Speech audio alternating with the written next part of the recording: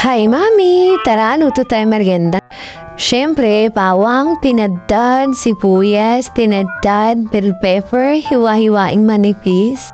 Sa mga makakapansin nga pala, kung lang yung sauve natin ng Baguio beans, baka sabihin nyo, hindi ko nilagyan. Nakalimutan ko pong bumigay. Bali kung ano lang po yung meron dito sa amin sa kusina, yun lang po yung nilalagay ko. Ayan, carrots, hiwain natin ng maninipis na pahaba. Repolyo, hiwa-hiwain natin kung anong gusto yung itsura ng hiwa, curry bells.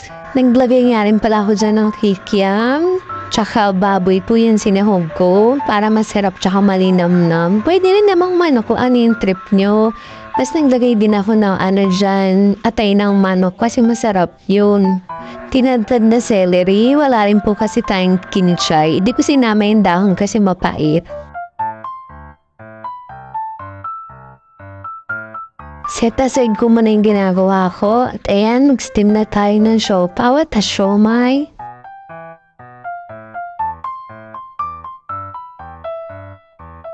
Sinabay ko na rin yung siomay. Masarap pong nabibili kong siomay. Yung hindi ko siopak nakalagay. Basta kulay yellow. At magsimula na nga tayo mag-isa, mantika.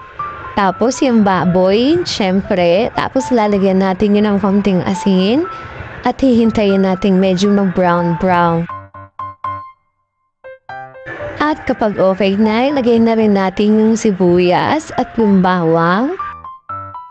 Halu-haluin lang, gisa-gisa lang natin. Inuna ko nga pala yung atay tsaka yung kikiam bago yung bell pepper para medyo malutong-lutong pa. Kapag napansin yung medyo luto na yung atay, ayan na. Kaya dagdag na natin yung carrots tsaka yung bell pepper. Tapos konting bechin, seasoning granules, paminta. Halu-haluin at itagdag na natin yung repolyo at saka yung konting celery.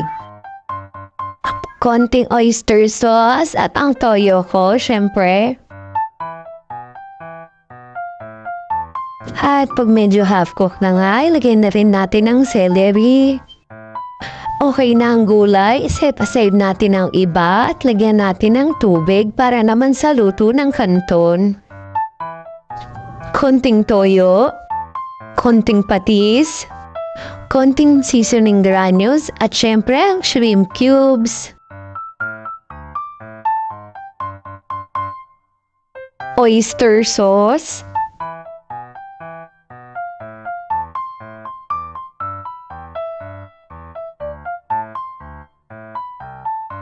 At hayaan natin siyang kumulo para mailagay na natin ang kanton. Naglagay na nga rin pala ako dyan ng konting asukal.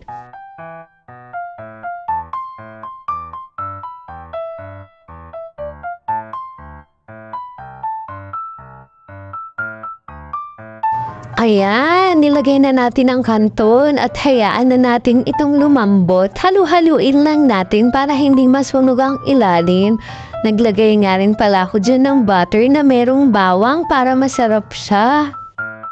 At sa huli, naglagay ako ng mga 2 kutsarita ng sesame oil at saka nagdagdag din ako ng konting paminta. Naku, sarap na talaga nito. Ang daming makakain ng mga bata. Ayan, okay na. Plating na tayo at kainan na. At oo nga pala yung siomay at siopaw natin. Sarap na kapartner talaga nito yun. Sakto, meron tayong chili garlic sauce na gawa ko din. Wow! Tara, kainan na!